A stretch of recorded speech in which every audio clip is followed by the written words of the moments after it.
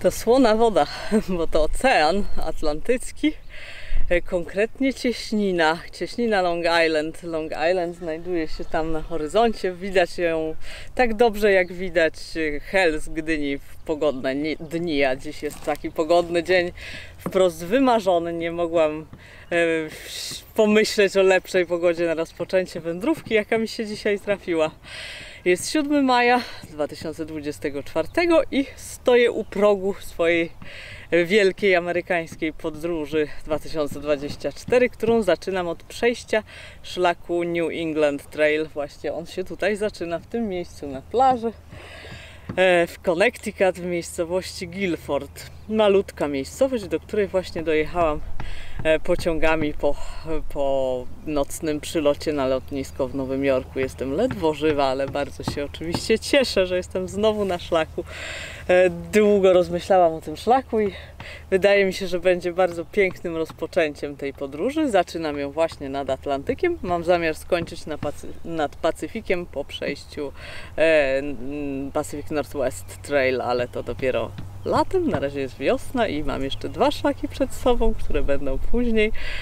Benton MacKay Trail i Sheltowee Trace Trail, ale to później. Teraz będę się właśnie cieszyć Nową Anglią, w której już byłam, będąc na szlaku Appalachów. Byłam już w Connecticut, byłam w wszystkich okalających stanach. Ten szlak prowadzi przez Connecticut i Massachusetts do granicy Massachusetts z New Hampshire i tam się kończy w Royalston Falls. Ma długość 378 km, więc nie jest bardzo długi. Myślę, że około 2 tygodni mi na niego wystarczy, pewnie nawet mniej. Jest pięknie, niestety następne 4 dni mają być deszczowe. Na razie muszę iść na pocztę i muszę iść do jakiegoś sklepu, choć tutaj za bardzo sklepów nie ma, ale jakoś sobie poradzę.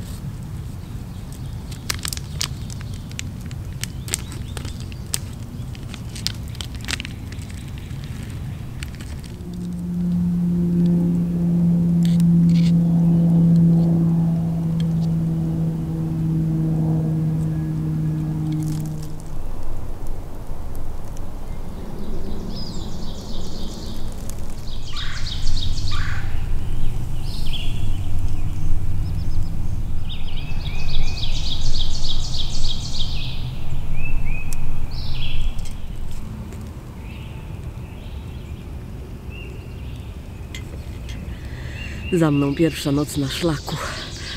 Bardzo dobrze spałam, nie mogłam się doczekać przez całą drogę z Polski, aż wreszcie położę się w swoim namiocie i się wyśpię. Spałam 7 godzin jak zabita, więc myślę, że jetlag już pójdzie w zapomnienie dzisiaj i już się przestawię. No to trwa pewnie z 3 dni jak zwykle, no ale do przeżycia. Namiot stał tutaj nielegalnie w tym przyjemnym zielonym lesie, bo w Connecticut nie wolno biwakować na dziko, wolno biwakować tylko w wyznaczonych miejscach, a tych miejsc jest na szlaku tylko kilka i mam zamiar we wszystkich biwakować, no ale jest ich za mało, żeby na każdą noc sobie znaleźć. Organizacja szlakowa każe ludziom wołać taksówkę i zawozić się codziennie do jakiegoś motelu, co jest po prostu absurdalne i nawet jakby nie biorę czegoś takiego pod rozwagę, ale mój znajomy z Connecticut mówił, że nie ma żadnego problemu, że on zawsze biwakuje na dziko, więc ja też. To jest las stanowy, nie państwowy, tylko stanowy, ale też nie jest to żadna własność prywatna, więc nikt nie przyjdzie z pistoletem mnie tu zamordować za to, że na jego ziemi biwakuje, bo tak może się zdarzyć w Stanach, ale właśnie las stanowy, więc nikt się jakby osobiście nie będzie tego biwaku czepiał. Ciepła kawusia i nawet mam ciasto czarno-białe, które moja mama upiekła mi na podróż i dojechało szczęśliwie. Jest pyszne w tym kraju chemicznego żarcia. Takie ciasto to jest... Gdybym mogła zachować je do samego końca, to bym sobie dawkowała powoli, no ale to się nie da. Okolica jest na razie dość cywilizowana. W ogóle szlak jest dość taki przebiegający blisko cywilizacji, no bo Connecticut nie jest jakiś... Te góry w Connecticut nie są bardzo wysokie i teren raczej sprzyjał zawsze osadnictwu. To jest to miejsce jakby nad oceanem, gdzie kolonie angielskie powstawały jako pierwsze. Może nie zupełnie pierwsze, ale tak dosyć wcześnie i dlatego nazywa się to Nowa Anglia między innymi. No i tak od czasu do czasu pojawiają się jakieś domy w lesie. Najpierw szłam przez miasteczko. Guilford w ogóle chyba było najśliczniejszym miasteczkiem, jakim w życiu byłam. Mnóstwo starych domów, takich z XVIII wieku. Był też ten kamienny, obok którego przechodziłam. Był z 1639 roku. Najstarszy kamienny budynek w całej Nowej Anglii. Super. Właśnie to chciałam zobaczyć. Nie zależy mi na tym szlaku, na byciu w dziczy aż tak bardzo. Dziczy jeszcze będę mieć dużo podczas tej podróży. A zawsze chciałam właśnie zobaczyć te regiony zamieszkane po wschodniej stronie Appalachów, jak to wygląda, jak ludzie mieszkają, jak tutaj te zabytki właśnie wyglądają, bo wbrew obiegowej opinii szlak Appalachów nie biegnie przez żadne cywilizowane rejony. Rzadko bardzo się zdarza jakaś wieś lub miasteczko i właśnie tego kulturowego aspektu mi na tym szlaku no nie tyle brakowało, bo to było super, że on taki nie był, ale jakby chciałabym to uzupełnić i właśnie dlatego szlak Nowej Anglii. No i tak, jeszcze co mam wam do powiedzenia, że sobie w tym miasteczku kupiłam denaturat. Wczoraj oczywiście zeszło mi dużo czasu na takie przygotowawcze rzeczy, które się robi na początku. Byłam na poczcie, wysłałam beczkę antyniedźwiedziową ze wszystkimi swoimi rzeczami ekstra do miasteczka, z którego będę jechać pociągiem na południe Stanów za 2 tygodnie. I potem szukałam właśnie paliwa do kuchenki. Wzięłam obie kuchenki, i gazową, i alkoholową, i zależnie od tego, jakie paliwo by się trafiło, to tej bym używała. Zgodnie z przewidywaniem udało mi się kupić alkohol denaturat. Nie mieli go w żadnej stacji benzynowej. Musiałam się wracać do miasteczka, do takiego sklepu przemysłowego Hardware Store. No i tam mieli i w ogóle się nie dziwili, czego ja chcę. Był chłopak, który mówił, że był w skautach i że oni palili też taki denaturat i tak to wygląda, więc będę mieć dużo paliwa. To jest cały litr właściwie. Kwarta 946 ml, więc myślę, że mi starczy na chyba wszystkie 3 te szlaki wschodnie. No i teraz będę się już zwijać i dziś będą różne też kłopoty, o których opowiem wam później.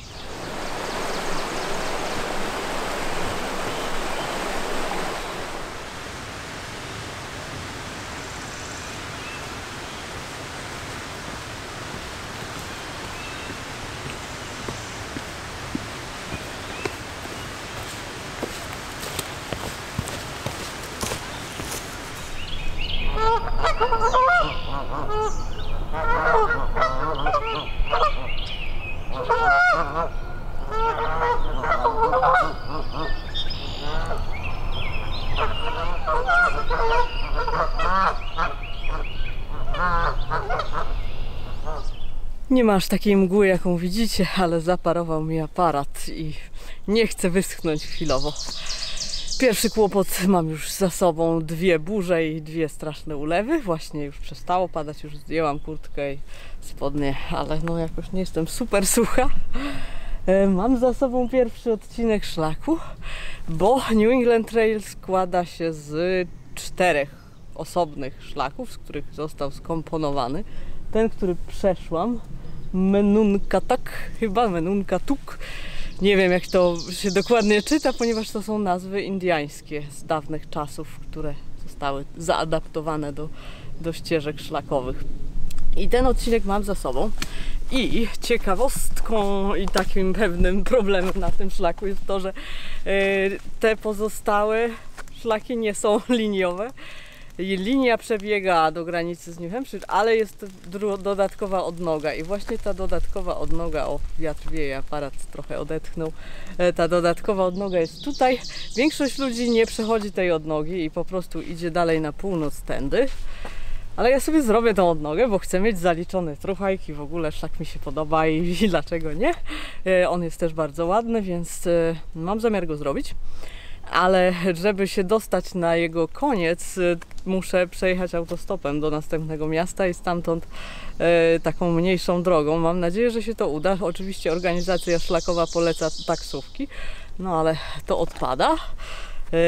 No więc idę teraz na dół, idę tym szlakiem jakby głównym. Spróbuję złapać stopa. Chciałabym po drodze zrobić zakupy, bo sobie źle sprawdziłam sklepy i wcale nie będzie właśnie sklepu dzisiaj, tylko dopiero jutro. Ale po drodze jest miasto, więc tam coś będzie.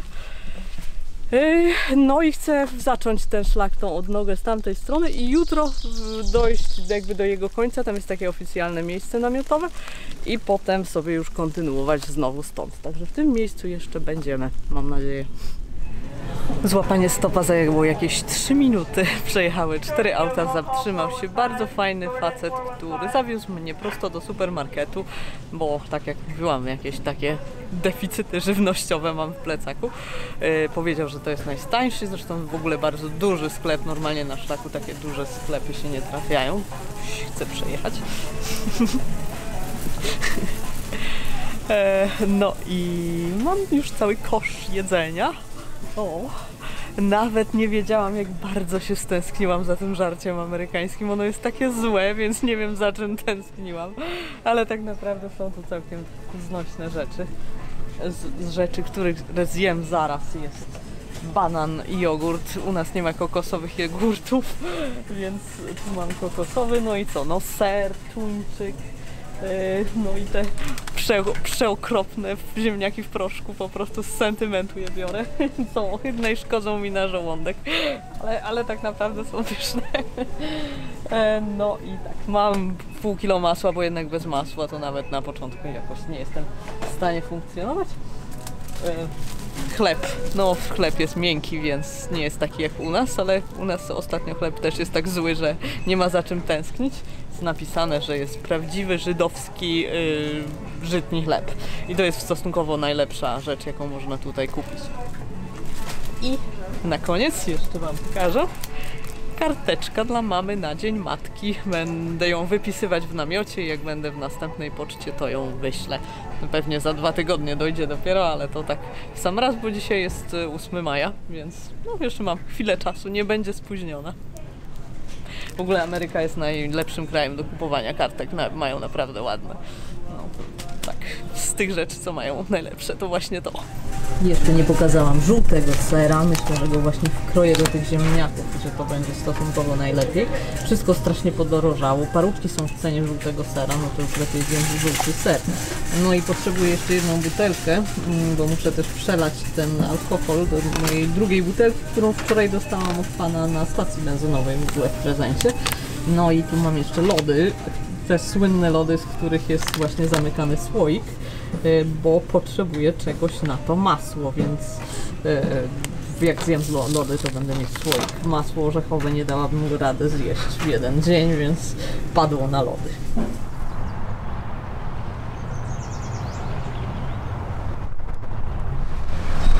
Patrzcie na tego żółwika. Zdjęłam go z drogi po prostu, uratowałam, bo tu auta jeżdżą, a on sobie tak szedł przez środek. Biedny mały żółwik nad rzeką Connecticut. No idę na razie pieszo, bo mam do niej jeszcze do początku szlaku jeszcze 4 km. Co powiesz, żółwiu, na 4 km? Chyba mówi, że to przesada.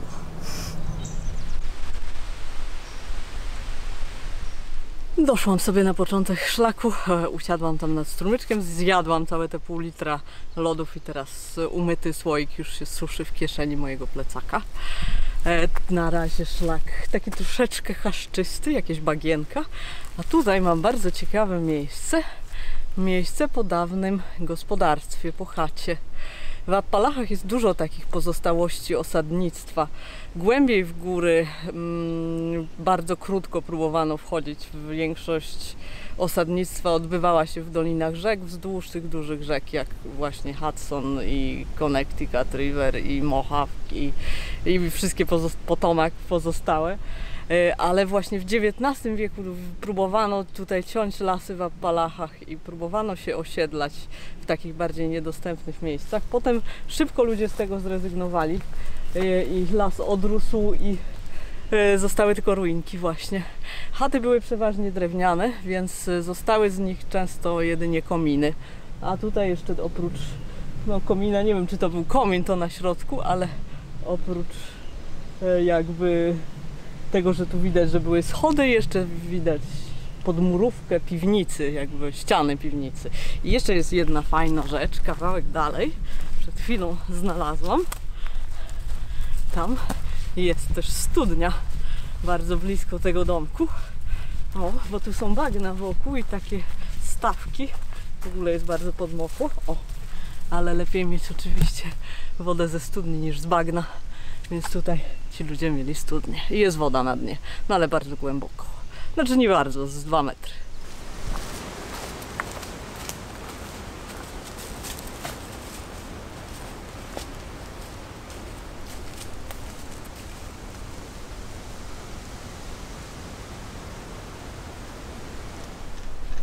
Ale super schronienie skalne z miejscem na ognisko i tam potem jest przestrzeń otwarta, więc raczej jest tu dobra wentylacja. No i cudny widok.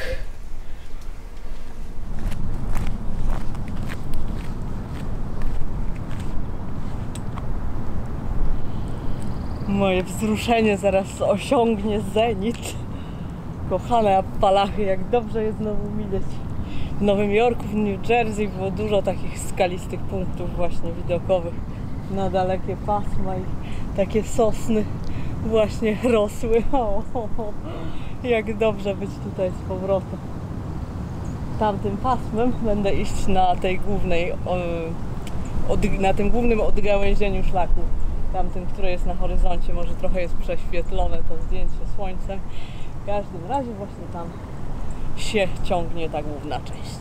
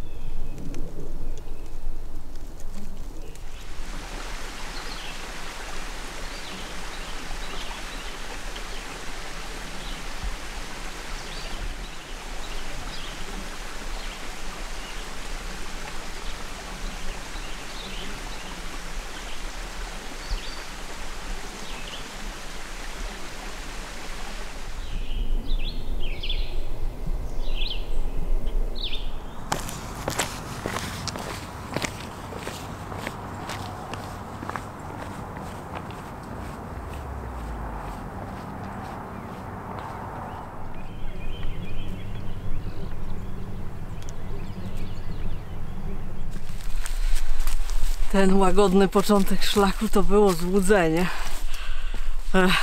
New England Trail jest takie samo jak szlak Appalachów. W tej części Appalachów, w ogóle Appalachy są szalenie skaliste i szalenie strome. Na żadnym szlaku innym nie zrobiłam tylu przewyższeń co w Appalachach. No i właśnie te charakterystyczne urwiska skalne, wielkie skały, po których się chodzi, ogromna ilość przewyższeń. Żeby się tu jeszcze nie pośliznąć, byłoby dobrze. Więc mam co chciałam, ale jestem tak skonana, że ledwo mówię. Zrobiłam już dziś 33 km, co przecież nie jest jakąś dużą liczbą. Robię to zawsze, ale raz, że wstałam prosto z biurka, wyjeżdżając do Ameryki, a po drugie właśnie ukształtowanie terenu. No i jeszcze niosę 4 litry wody, bo na planowanym biwaku wody oczywiście nie ma, więc trzeba nieść. Zostały mi 2 km. To jest ten oficjalny biwak, ale jest niestety za 10:08, co oznacza, że jeszcze będę tam szła pewnie godzinę. Koło 9 może dojdę. No i będzie po ciemku. Wszyscy, którzy lekceważą Appalachy, powinni się stuknąć w głowę. To są bardzo trudne góry. Udało mi się dojść tuż po 20:30, jakieś 35, teraz jest 21 i już wszystko jest w środku ułożone, kładę się, to znaczy jeszcze kolacja, a potem spać. Padam z nóg. Dobranoc.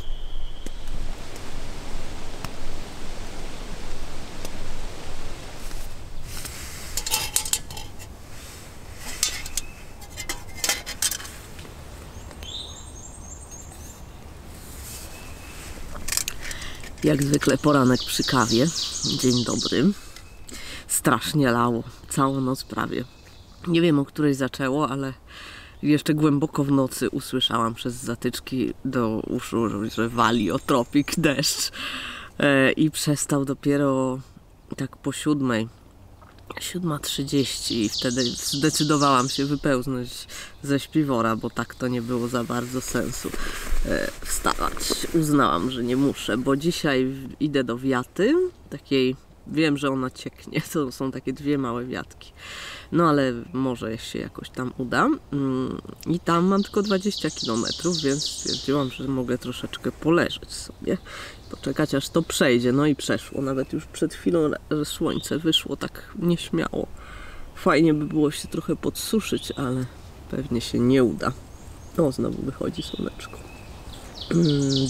Ten biwak ma takie platformy drewniane, na których się stawia namioty. Te platformy są tak wielkie, że takich ultra lekkich namiotów to tam by można na każdej ze 4 rozbić. Rozbiłam się w rogu, tak żeby mieć śledzie wbite w ziemię. W związku z tym jakby namiot jest wyżej, zresztą zaraz wam to pokażę, i więc jest bardzo nisko w stosunku do tej platformy. Pokażę wam. I właśnie ocierałam się trochę o ściany przez to. I przede wszystkim był rozbrysk straszliwy z tych desek, więc wszystko, co miałam w przedsionku, jest mokre. No i tak. No ale Appalachy tak też wyglądają, oprócz straszliwych skał i stromizn jeszcze posiadają bardzo dużą ilość deszczu. Ale też ma być dzisiaj sklep po drodze, to może dobrze. No i zaraz wracam na to skrzyżowanie, z którego mówiłam, że schodzę łapać stopa przedwczoraj. No i właśnie mam tam jakieś 1,5 kilometra. Tak wygląda ta platforma. I tutaj moje właśnie śledzie wbite w ziemię. No i właśnie dlatego namiot jest tak nisko, bo jego punkt mocowania jest normalny, czyli jakby no tyle mi brakowało właśnie przestrzeni w namiocie. Może to były 2 km, ale jestem na skrzyżowaniu. Tutaj poznajecie, miałam zaparowany obiektyw, dziś jest znacznie lepiej. Tu jest Menunkatok section, a tutaj już moja Mata Besset czyli dwie dolne odnogi jakby mam już za sobą i teraz już prosto do granicy Massachusetts i Vermontu, aczkolwiek po drodze będą jeszcze dwie rzeki, które będzie trzeba odjechać, bo są zbyt wielkie, w tym Connecticut River, która jest wielkości Wisły, więc raczej na pewno nie będę przez nią przechodzić. I jeszcze jest druga, która jest też dość wysoka, zwłaszcza że ostatnio dużo pada. Myślę, że raczej jesienią można się pokusić o jej przejście, no ale to później. A teraz znowu godzinka tym samym odcinkiem, którym już szłam do drogi, żeby łapać stopa. Także wiem, że po drodze jest strumyczek, a potem w nieznane. Jesteśmy po drugiej stronie. Zaczynamy kolejny etap.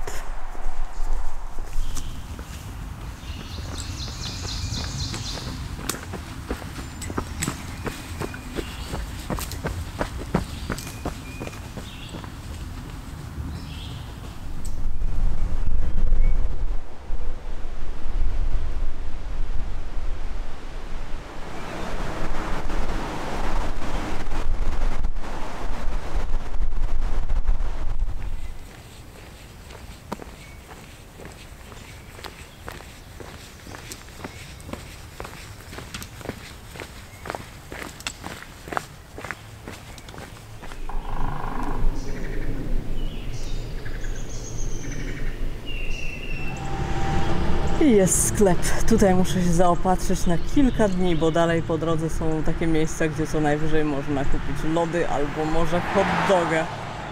Więc tak, idziemy zrobić zakupy, może uda się naładować też baterię.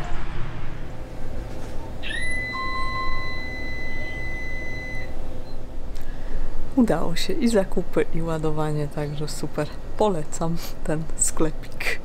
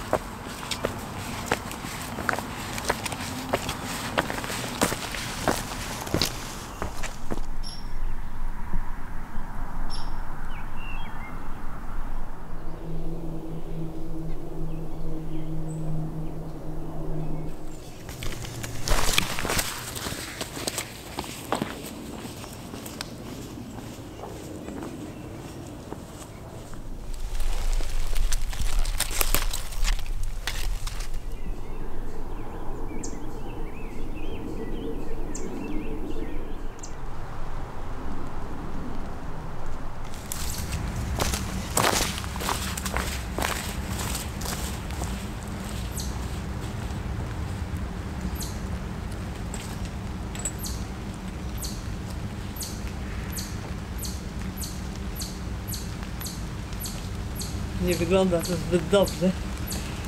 Obie wiaty są nieszczelne, a właśnie zaczął padać deszcz. Ta ma dziurę na środku, tej spadł ten zielony kawałek blachy z tamtej strony i tam są zacieki. Jakoś się skulę w kąciku. Zdążyłam zanim zmokłam, więc super.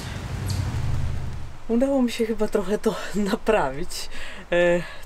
Ani organizacja szlakowa, ani farma, na której terenie znajduje się ta wiata, no nie dokonuje tu żadnych napraw, bo ja już w filmach sprzed 2 lat, tam jest ta farma, nie wiem czy widać, mówili właśnie, że tu cieknie ta wiata, ta jedna, no to teraz ciekły obie, bo te płachty na dachu są zrobione w ogóle z plastiku i jakiś gwóźdź odpadł czy coś i po prostu one odleciały i 2 takie płachty były tutaj na ziemi.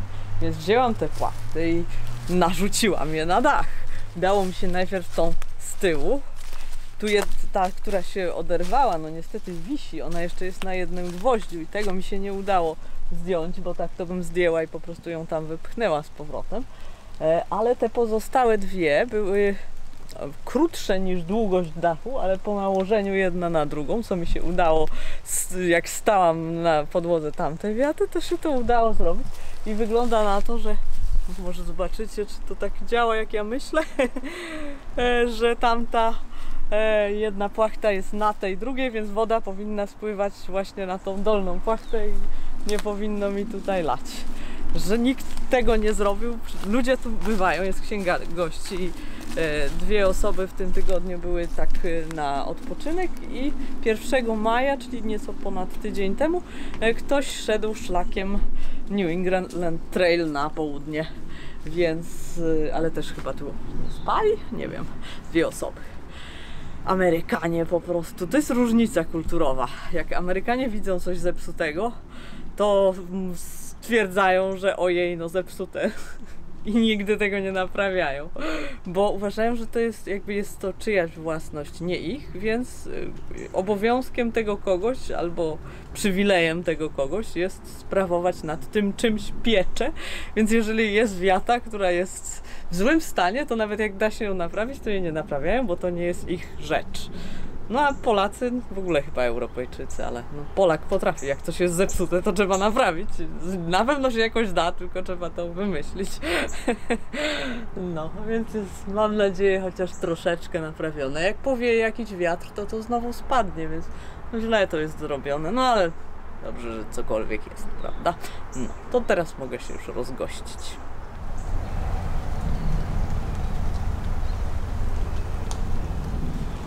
W niczym to nie przypomina takiego appalackiego shelteru, w jakich sypiałam na Haiti praktycznie zawsze. Ale nie w takich budach spałam, więc będzie dobrze. Normalny shelter jest przede wszystkim dłuższy i głębszy i wchodzi do niego dużo ludzi, a to jest po prostu taka jakaś czyjaś fantazja. Taka budka. No ale w porządku. Biorę się za kolację. Będą znowu te ziemniaki w proszku, od których nie mogę się uwolnić. I jeszcze będą paróweczki. Kupiłam całą paczkę parówek.